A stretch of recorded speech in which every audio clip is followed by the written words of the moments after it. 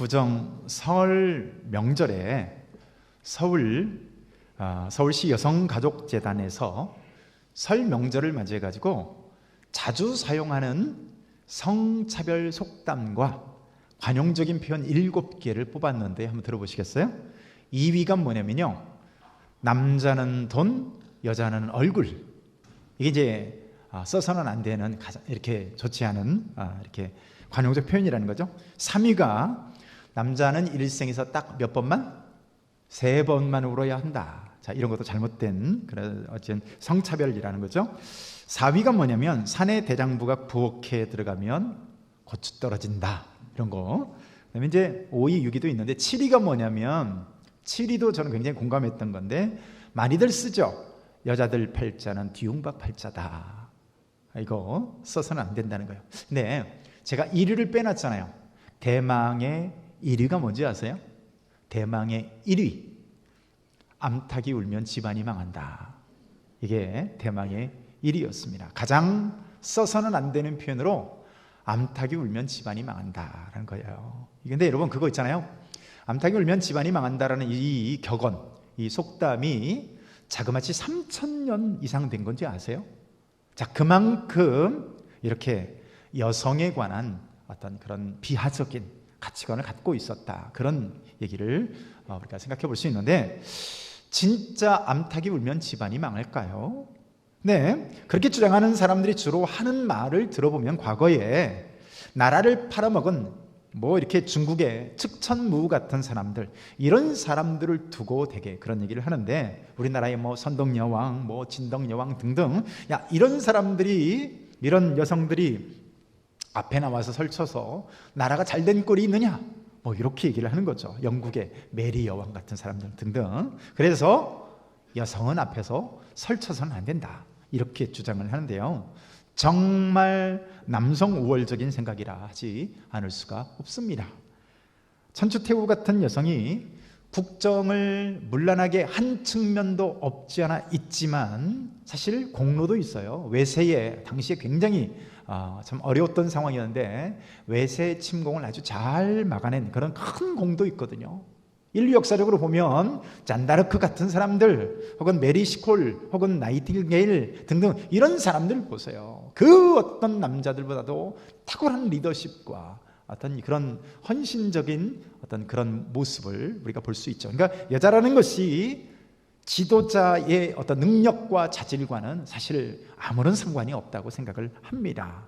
남자인 대통령이 항상 훌륭했는지 한번 돌아보세요. 우리 역사 가지고. 그죠? 역사적으로 남자 통솔자들이 훌륭하지 않았던 케이스는 비일비재하잖아요. 얼마든지 있잖아요. 그러니까 사실 그것이 남자냐 여자냐 그것이 중요한 것이 아니라 얼마나 그 사람이 지혜로우냐, 이게 중요한 거죠. 얼마나 그 시대의 그 지도자가 지혜로운가가 중요하다는 거예요. 그 사람이 어떤 사람이냐가 관건인 거죠. 자, 오늘 본문도 한번 보세요.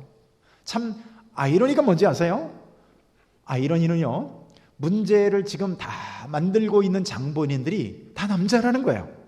가장 거슬러 올라가면 다윗의 의유부담이 가장 그 단초 역할을 하고 있습니다. 가정을 한마디로 잘못 다스린 거죠. 그러니까 역기능적인 가정 안에서의 이런 모습들이 계속 등장을 하는 거예요. 오빠가 누이를 성폭행하고 또 동생이 형을 죽이고, 그런 것도 나쁘지만 어때요? 효과적으로 그런 것들에 대해서 대처하지 못한 이 다윗의 책임을 부인할 수 없는 아주 명백한 사실이라고 할 수 있는 것이죠. 그 결과로 압살롬의 반란을 일으키고 거기에 또 수많은 사람들이 죽게 됩니다. 자, 또 어렵사리 평정을 하지만 또 어떤 일이 일어납니까? 이번에는 남쪽 유다냐 혹은 북쪽 이스라엘이냐 이래가면서요, 주도권 싸움을 벌이다가 서로 다투는 거예요. 자, 이런 와중에 이런 주도권을 서로 차지하겠다고 다투는 과정 가운데 또 다른 죄악이 틈을 탑니다. 바로 세바라고 하는 사람이 그 틈을 노리고 등장을 하는 거예요. 자, 이런저런 이유를 내세우지만 결국 이 세바라고 하는 사람이 일으킨 그 난은요, 하나님의 뜻에 대해서 정면으로 대적하는 것이라고 말할 수가 있습니다. 여러분, 결국 자기 뜻으로 일어나는 사람이 아닙니까? 이런 사람이 망하는 것은 결국 자명한 사실이라고 말할 수가 있죠. 왜냐하면 내 스스로 일어나는 사람은 결국 어떻게 될 수밖에 없어요? 어디에도 설 데가 없다는 것을 오늘 본문을 통해서 우리가 잘 알게 됩니다. 14절에서 15절 이하를 쭉 보게 되면요, 요압의 군대가 이제 세바가 들어간 그 성을 에워쌉니다. 결국 어디로 밀려나요? 벳마가 아벨이라고 하는 성이 있어요. 아벨이라는 성이 이 팔레스타인 이 북동쪽의 끝에 이렇게 위치해 있는 그 성읍이라고 할 수 있는데, 세바가 바로 이 아벨 성읍으로 숨어 들어간 것입니다. 처음에 이 세바를 한번 생각해 보세요. 아주 특이한 것으로 생각했을 겁니다. 이름도 없었던 어디 그냥 저 불량자 같은 사람이거든요. 근데 수많은 사람들이 자기의 가모니설에 따르는 거예요. 여러분, 이런 사람이 위험한 사람이에요. 이런 사람에게 완장 채워놓으면 이런 사람이 가장 위험한 사람이고 가장 무식하고 용감한 사람이 되거든요. 그러니까 진짜 사리 분별을 할 줄 아는 사람은요, 이 똑똑한 사람들은 계산할 게 많습니다. 그런데 저런 무식한 사람들은 어때요? 용감합니다. 이렇게 교활한 사람, 자기 탐욕에 늘 지배를 당한 사람이 정권과 무슨 권력 같은 걸 잡게 되면 많은 사람들이 고통 가운데 놓이게 되는 거예요. 여러분, 그래서 참 우리가 지도자를 뽑는 일에 있어서 기도 많이 해야 될 줄로 믿습니다. 또 4월 총선 그러고 있는데 지금 나라가 지금 코로나 사태로 인해서 좀 이 지경인데, 자, 아무튼 우리가 기도 많이 해야 될 줄로 믿습니다. 다윗이 이 난을 제거하기 위해서 가장 선봉에 누구를 세우냐? 여러분, 요압을 세우게 되는데, 요압이 바로 아벨 성을 포위하고요, 토성을 쌓습니다. 그리고 성을 무너뜨릴, 완전히 성 자체를 무너뜨릴 준비를 하는 것이죠. 급할 것도 없습니다. 완전히 도간에 든 쥐꼴이 되었으니까. 여러분 보세요. 하나님을 대적하고 스스로 일어난 사람은요, 이렇게 불의를 행한 사람은 결국 그 최후가 어떻게 돼요? 오늘 세바의 꼴이 되는 거예요. 압살롬도 보십시오. 그가 온 세력을 다 얻은 것 같지 않았습니까? 수많은 사람들이 지지하고, 심지어 아이도벨 같은 정말 대단한 이런 지략가가 바로 압살롬을 지지하고 돕습니다. 그런데 문제가 있습니다. 그 문제가 뭘까요? 스스로 일어섰다는 것이 문제입니다. 하나님은 그에게 허락한 적이 없어요. 스스로 자기를 높이고 스스로 왕의 자리를 찬탈하고 스스로 자기를 세우는 거예요. 하나님의 뜻은 다윗에게 있었습니다. 아무리 많은 여론이 지지하고요, 수많은 사람들이 따른다 할지라도 우리가 꼭 물어야 될 것이 있습니다. 그게 뭐예요? 하나님의 뜻인가? 하나님의 뜻은 어디로 향하고 있는가? 그걸 꼭 물어야 되는 것이죠. 하나님을 대적하는 사람들에게 결국 주어지는 것은 멸망인 것이죠. 시편 139편 7절 이하 8절까지를 보게 되면요, 내가 주의 영을 떠나 어디로 가며 주의 앞에서 어디로 피하리까? 내가 하늘에 올라갈지라도 거기 계시며 스홀에 내 자리를 펼지라도 거기 계시니이다. 중요한 것은요, 여론이 아니라는 거예요. 얼마나 많은 사람들이 나를 지지하느냐가 아니라는 거예요. 사람들이 흔히 그런 말을 합니다. 민심이 천심이다. 과연 그럴까요? 사실 이 말만큼 위험한 말이 없고요, 이 말만큼 성경과 거스리는 말도 없어요. 민심이 천심이다. 여러분 보세요. 출애굽한 이스라엘 백성들이 모세가 시내산에 올라가서 10계명을 받기 위해서 40일 동안 올라가 있을 때 사람들이 민심이 모아졌어요. 백성들의 마음이 모아졌습니다. 그리고 아론을 협박합니다. 결국 그들이 그 민심이 모아낸 게 뭐예요? 우상 만드는 거였고요, 금송아지 만들어 놓잖아요. 민심이 천심이 아닙니다.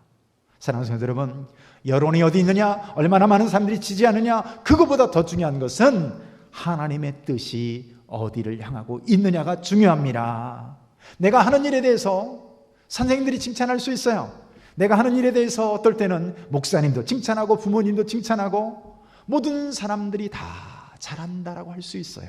그러나 가장 중요한 질문을 우리가 해야 됩니다. 하나님의 뜻은 어디로 향하고 있느냐입니다. 여러분 믿습니까? 수많은 사람들이 성경을 거스리면서 인권을 얘기해요. 하나님의 판단보다 사람의 생각을 성경보다 하나님의 뜻보다 위에 두는 것이죠. 뭔 소리냐, 이렇게 많은 사람들이 옳다고 하는데 그래서 동성애를 막 합법화하자고 그래요. 옳다고 하자고 그래요. 그래서 낙태 같은 것도 합법화하려고 하는 거 아니겠습니까? 야, 즐기는데 방해된다. 무슨 소리냐? 내 자궁이다. 내 몸, 내 마음대로 하겠다는데 뭔 소리를 하는 것이냐? 근데 여러분, 성경에는 뭐라고 말할까요? 하나님의 뜻은 뭐라고 말할까요? 구약성경에 보면 하나님께서 먹지 말라고 한 음식들이 있습니다. 근데 이게 다요, 그 당시에는 왜 이런 것들을 먹지 말라고 했을까 싶은데 현대의학적 관점으로 보면 이게 다 질병과 관련이 있더라는 거예요. 뱀 같은 거 먹지 마시길 바랍니다. 맛있다고 먹지 말라고요. 왜요? 뱀 안에는요 아주 위험한 사충이 있어가지고, 얘는 또 작아가지고요 잘 안 죽어요. 웬만큼 끓여서는 잘 안 죽어요. 근데 이 사충이 뇌로 들어간다는 거예요. 이게 먹지 말라고 하는 거예요. 박쥐 같은 거 먹지 말래요. 그러니까 코로나 바이러스가 거기서 나오죠. 중국에 유튜버가 하는 짓을 본 적이 있는데요, 야, 정말 기절할 뻔했어요. 접시에 갓 태어난 생쥐들이, 살아있는 생쥐를 접시에다 올려놓고 산채로 젓가락을 들어서 초장을 찍어서 먹는 거예요. 여러분, 그런 짓들 하고 있으니까 사스나 코로나 바이러스나 이런 거 막 생기는 거죠. 에이즈가 어디에서 왔다고 그래요? 원숭이와 수간을 통해서 왔다는 그런 이론이 강력하지 않습니까? 하나님을 거스리는 생각들은 결국에 나에게 재앙이 되어 돌아오는 거예요. 요나가 하나님의 뜻을 거스르면서 거역하면서 저 배 가장 밑바닥으로 내려갑니다. 니느웨로 가라고 그러는데 니느웨에서 가장 먼 곳을 선택해가지고요 가장 깊숙한 배 밑창으로 기어들어갑니다. 여러분, 그러면 하나님이 모르실까요? 안 들킬까요? 안 보일까요? 혹시 우리들 생각 중에 하나님의 생각보다 내 생각이 앞서고 있지 않은지 꼭 돌아보시길 축복합니다. 하나님의 뜻보다 많은 사람의 뜻을 내세우고 그런 인간적인 생각들을 등에 업고서 스스로 나는 안전하다라고 생각할 수 있어요. 나는 옳다라고 생각할 수 있어요. 근데 여러분, 욥기 34장 21절에서 22절 같이 한번 읽습니다. 시작. 그는 사람의 길을 주목하시며 사람의 모든 걸음을 감찰하시나니 행악자는 숨을 만한 흑암이나 사망의 그늘이 없느니라. 예, 오늘 본문에 등장하는 또 요압 같은 사람이 있어요. 야, 얼마나 잔인한 사람인지 모릅니다. 이 사람은요 입만 열면 여호와를 언급하는 사람이에요. 그런데 하는 짓을 보면 완전히 인간의 야망과 야심으로 똘똘 뭉쳐진 사람입니다. 자, 오늘 우리가 읽은 본문 바로 앞에 4절 이하를 쭉 보게 되면요, 사실은 다윗이 요압이 아니라 아마사라고 하는 사람에게 전권을 넘겨줍니다. 이 세바를 진압하는 것에 있어서 요압이 너무 야망과 야심이 크기 때문에 사실 다윗이 견제하고자 하는 마음이 있었던 것이죠. 그런데요, 이 세바 토벌 작전의 지휘권을 아마사에게 넘겨줬는데 요압이 인사하는 채 하면서 수염을 잡고요 뒤에 있는 칼을 빼서 배를 찌릅니다. 자, 그리고 나서 지금 아무렇지도 않다는 듯이 그렇게 다윗이 보낸 사람을 암살하고서 자기가 선봉장이 돼서 그렇게 폼재고 있는 거예요. 오늘 그가 하는 전술도 한번 보세요. 오늘 본문이죠. 자, 20장 15절 같이 한번 읽습니다. 시작. 이에 그들이 벳마가 아벨로 가서 세바를 애우고 그 성읍을 향한 지역 언덕 위에 토성을 쌓고 요압과 함께한 모든 백성이 성벽을 쳐서 헐고자 하더니, 자, 이 아벨성이 이 요압 같은 사람에게는요 하나님 앞에서 어떤 의미를 두고 있느냐, 이거 관심 없습니다. 자, 몇 사람이 죽느냐, 그 관심 없다고요. 다 죽을지라도 목적만 이루면 된다고 생각하는 거예요. 그걸 누가 눈치챘어요? 오늘 본문의 주인공인 무명의 한 여인이 그걸 눈치챈 거예요. 자, 이런 식으로 그가 얼마나 많은 사람들을 죽이는지 모릅니다. 결국 그런 그도 나중에 솔로몬에 의해서 아주 비참한 최후를 맞게 됩니다. 급하니까요 하나님의 전으로 달려가서 제단불을 잡습니다.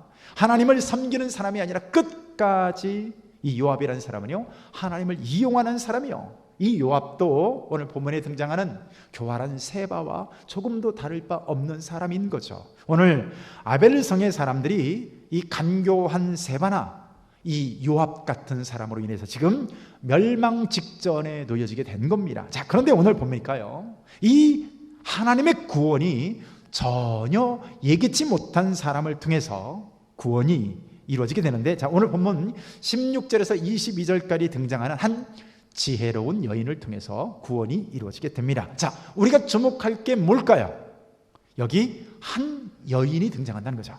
자, 당시 여러분 제가 말씀드렸다시피 고대 사회에서요, 여인들이 어떤 취급을 받았는가 여러분 말씀드리지 않았습니까? 그냥 그저 남자에게 딸린 부속물 정도로, 이 정도로 치부했던 것이죠. 더군다나 오늘 본문을 보면요, 이 여인에 대한 이름도 없습니다. 자, 16절에서 22절까지 비교적 적은 절수가 아니에요. 그럼에도 불구하고 지속적으로 계속 이름 한 번이 언급되지 않습니다. 자, 이게 무슨 말이냐, 이 여인이 뭐 그렇게 특별하거나 대단한 사람이 아니었다는 거예요. 그렇지 않아도 당시 여성들이 독립된 인격체로 대우를 받지 못했는데, 이름조차 없는 한 무명의 여인을 들어서 하나님께서 아벨성 사람들을 구원하시더라는 것입니다. 여러분, 이 무명의 여인이, 자, 요압이 어떤 사람입니까? 아까도 말씀드렸다시피 야망으로 똘똘 뭉친 사람이요, 아주 뭐 목적을 위해서는 수단과 방법을 가리지 않는 사람이에요. 근데 그런 요압을 이 지혜로운 여인이요, 새치혀로 굴복시킵니다. 그리고 단호하게 이 문제아인 세바를 처단해가지고 아벨성뿐만 아니라 이스라엘 전체의 평안을 가져오게 되는 거예요. 자, 무엇을 보여주는 대목일까요? 성경이 목적이요, 만약에 자, 이 여인이 진짜 대단한 여인이다, 이걸 강조하고 싶었다면 이름을 기록했을 것입니다. 뭐가 어렵겠어요? 그런데 무엇을 보여주고자 하는 것일까요? 이 모든 것에 있어서 하나님의 작품임을 보여주고자 하는 겁니다. 하나님이 이 무명의 여인을 들어서 어떻게 구원하신가를 보여주고자 하는 거예요. 상대적으로 지금 뭐 리더십을 발휘하지 못하고 있는 이 다윗이나 이 야망으로 똘똘 뭉친 요압이나, 그리고 교활한 이 세바라든가 이런 사람들과 대조적으로 하나님이 가장 지극히 연약한 한 여인을 들어서 지금 구원하시더란 거죠. 사랑하는 성도 여러분, 하나님은 사람의 신분에 의해서 사용하는 것이 아님을 믿습니다. 남자냐 여자냐가 아니에요. 유명하냐 무명하냐 그 지위 고하를 막론하고 하나님의 손에 붙들린 사람에 의해서 하나님은 위대한 일을 행하시는 줄로 믿습니다. 실제로요, 사사기를 한번 읽어보세요. 사사기에 등장하는 사사들이 다 문제가 있는 사람인가 아세요? 한 사람, 첫 번째 사사였던 에훗을 빼고요, 이 에훗이라는 사사는요, 왼손잡이였습니다. 본래 이 왼손잡이라는 것이 원어적 의미로 보면 오른손에 장애가 있는 사람이라고 하는 뜻을 갖고 있어요. 그리고 삼갈이라고 하는 사람은요, 소모는 이 목축업자에 불과했고요, 드보라는 누구였어요? 여자였습니다. 기드온은 의심쟁이일 뿐만 아니라 겁쟁이였어요. 삼손은 성중독자였습니다. 자, 오늘 하나님의 손에 의해서 쓰임받는 사람은 그 사람 자체의 위대함이 아니었습니다. 여러분 믿습니까? 하나님이 모세를 부를 때도 언제 불러요? 만약에 하나님이 그 사람 자체의 똑똑함이나 위대함을 가지고 썼다면 모세를 40세에 부르죠. 왕자였을 때 불렀겠죠. 가장 지식이, 가장 머리가 잘 돌아가는 40세에 불렀겠죠. 하나님은 근데 그를 80세에 부르십니다. 신약 성경에 이 복음의 주역들도 다 보면요, 다 뭐 갈릴리 출신의 가난한 어부들이었고요. 그래서 사도행전 우리 4장 13절을 함께 한번 읽습니다. 시작. 그들이 베드로와 요한이 담대하게 말함을 보고 그들을 본래 학문 없는 범인으로 알았다가 이상히 여기며 또 전에 예수와 함께 있던 줄로 알고. 한마디로 예수님의 제자들을 지금 어떻게 보고 있는 거예요? 저 무식한 촌놈들. 자, 이 정도로 바라봤던 사람들이요. 하나님의 손에 붙들리면 위대한 일을 행하는 귀한 도구가 될 줄로 믿습니다. 자, 그런데 여러분, 그렇다면 오늘 이 여인을 보세요. 그 무엇이 이 여인으로 하여금 하나님의 손에 붙들려서 쓰임받게 했는지. 자, 오늘 19절 같이 한번 읽습니다. 시작. 나는 이스라엘에 화평하고 충성된 자 중 하나 이거늘 당신이 이스라엘 가운데 어머니 같은 성을 멸하고자 하시는도다. 어찌하여 당신이 여호와의 기업을 삼키고자 하시나이까 하니. 자, 이 여인이 말했던 아주 중요한 관점 두 가지가 있습니다. 첫 번째 관점이 뭐냐면, 요압이여, 당신이 어찌하여서 이 성의 전략적 가치를 모르십니까? 어찌 저런 교활한 사람, 세바 같은 사람 한 사람 잡고자 이 중요한 성, 이 아벨성을 통째로 허물려고 합니까? 라고 하는 거야. 이런 여인의 이 논리정연한 말에 천하의 요압도요 할 말을 잃습니다. 사랑하는 성도 여러분, 하나님이 지혜를 주시면 이런 지혜가 나올 줄로 믿습니다. 이름도 없는 여인이요 요압 앞에서 이렇게 담대한 거예요. 자, 더 중요한 것이 있는 그 관점 때문에 이렇게 담대할 수 있는데, 19절 하반절이 뭐예요? 어찌하여 당신이 여호와의 기업을 삼키고자 하시나이까 하니예요. 자, 단순히 전략적 가치만을 말하는 것이 아니라 이 성에 돈이 얼마나 들어간지 아세요? 이런 성 하나 지으려면 얼마나 돈이 많이 들어가는 줄 아세요? 그게 아닙니다. 아벨성을 이 여인은요 하나님의 기업으로 본 줄로 믿습니다. 단순히 사람이 세운 성이 아니에요. 이 왜 무명의 여인이 분연히 일어났을까요? 이 요압의 행위가 단순히 성 하나 무너뜨린 걸로 보지 않았던 겁니다. 여호와의 기업을 삼키는 모렴치한 것으로 봤던 거예요. 그러니까 담대할 수 있었던 것입니다. 지금 한마디로 계란으로 바위치기를 하고 있는 거예요. 여러분, 믿음은 계란으로 바위를 치는 것인 줄로 믿습니다. 그게 믿음이에요.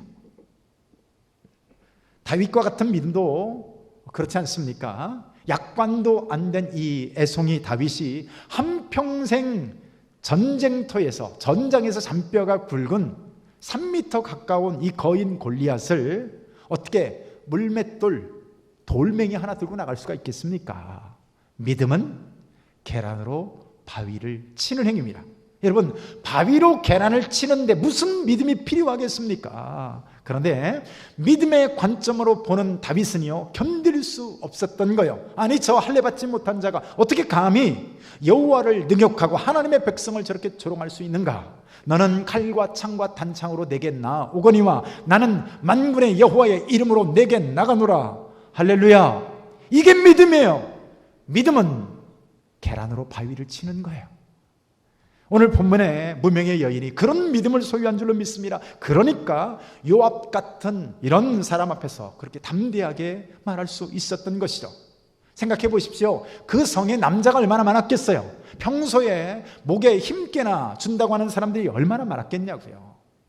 근데 여러분, 이런 여인의 담대한 믿음으로 인해 어떤 일이 일어납니까? 우리 22절 같이 한번 읽습니다. 시작. 이에 여인이 그의 지혜를 가지고 모든 백성에게 나아가매 그들이 비그리의 아들 세바의 머리를 베어 요압에게 던진지라. 이에 요압이 나팔을 불매 무리가 흩어져 성읍에서 물러나 각기 장막으로 돌아가고 요압은 예루살렘으로 돌아와 왕에게 나아가니라. 할렐루야. 자, 이 여인의 지혜로 어떤 일이 났었어요?